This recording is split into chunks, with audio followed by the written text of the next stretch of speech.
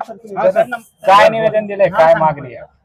निवेदन गेल्या 10 महिन्यापासून आंतरवली सारटी येथे जे मराठा आंदोलनासंदर्भात, मराठा आरक्षणासंदर्भात जे आंदोलन चालू होतं, ते आंदोलन गावकऱ्यांनी खूप मोठ्या संपूर्ण समाजाने एक दिलानं, एक ताकदीनं साऱ्यांनी त्याला सहकार्य करून खूप मोठ्या उंचीवर ते आंदोलन नेऊन ठेवण्यात आलं होतं. कालांतरानं त्याच्यात थोडे बदल होत गेले, वैचारिकता फार बदलत गेली, गावात थोडा समन्वयाचा अभाव होऊ लागला, जवळचेच माणसं एकमेकाला काही चांगल्या पद्धतीनं पाहिनात. मध्ये आता एक 15 दिवसापूर्वी थोडी अशी एक छोटी घटना रात्री होण्याच्या संदर्भात होती. रात्री मी 1-1.5 वाजता ती शांत केली. विचार केला हे किती दिवस असं चालायचं. आपण याला माध्यम दुसरं पण आहे.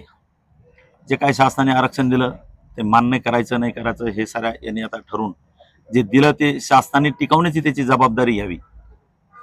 आणि मराठा समाजातील मुलं असतील यांना जिल्ह्याच्या ठिकाणी एखादं वसतिगृह, मोफत शिक्षणाची व्यवस्था, खाजगी क्लासेसमध्ये 25% सूट, अण्णासाहेब आर्थिक विकास महामंडळाचं जे काही 15 लाख रुपये ते लोन देतात ते 25 लाख करावं.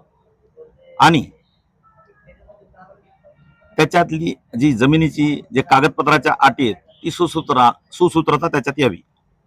उद्देश हा आहे की पदार्थ तर काहीच पडून नाही राहिलं, नुसतं आंदोलन चाललंय आणि भरकटल्यासारखं सारा दिसायला लागलं वातावरण. गावात पण ह्या गोष्टीचा खूप त्रास होतोय. 10 महिने कुठलंच गाव एवढा त्रास सहन करणार नाही, एवढं सज्जन गाव आमचं आहे.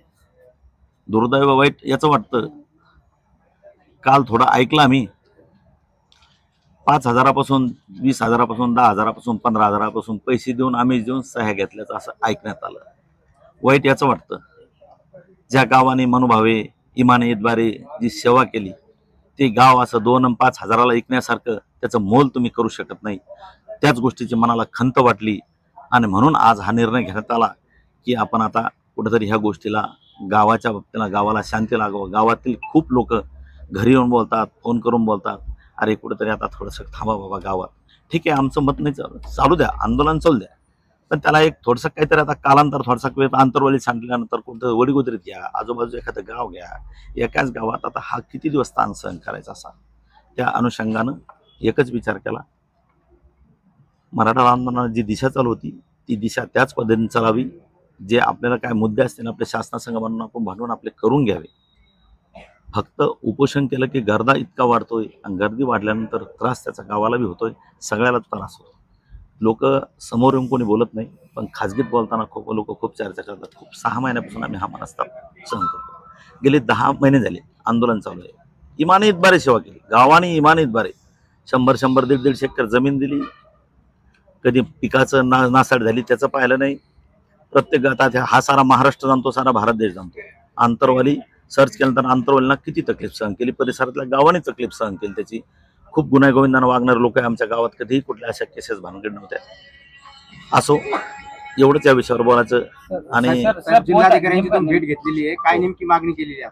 मागण्या ह्याच केल्या. मागण्या म्हणजे आता हे आंदोलन थोडा, आता उपोषणाचा कार्यक्रम थोडा स्थगित करण्यात यावा, थोडी गावाला थोडा रिलीफ भेटन. आता पाऊस पडायचा टाइम आला, कामधंद्याचे दिवस आलेत, लोक सारखे त्याच्यात गुंतून पडतात.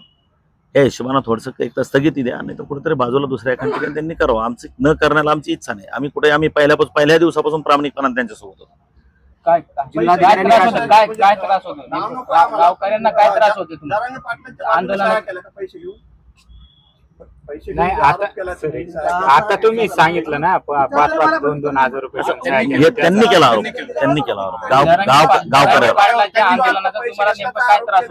त्रास म्हणजे त्रास हाच की गावात आता लोक खूप जमतात, खूप हे होतात. त्याची रहदारी, रस्त्यावर मुख्य रस्ता येण्या जाण्याचा आहे आणि जातीय सलोखा ठिकाणावर आहे ना. खूप गुन्हा-गोविंदानं वागणारे लोक ते आता थोडा द्वेष करायला लागले. पैसे जो घेतलेले आहेत ते जरांगे पाटलांच्या बाजूने घेतलेले आहेत, ते जरांगे पाटील नाही असं त्यांचं म्हणणं आहे की लोकांना 5,000 2,000 हजार रुपये देऊन सह्या घेतल्या निवेदनावर, असं त्यांचं मत आहे. तुम्ही सह्या घेतल्या निवेदनावर किती ग्रामस्थांच्या सह्या आहेत आणि कोणकोणते पदाधिकाऱ्यांच्या सह्या आहेत? 100-125 लोकांच्या ग्रामस्थांच्या सह्या, अजून बी सह्या येतील त्यात गावातल्या. आणि ग्रामपंचायतचे 5 मेंबर सुद्धा आमच्या सोबत त्याच्यात सह्या केलेल्या. काय नाव आहे तुमचं? माझं नाव किरण तारक.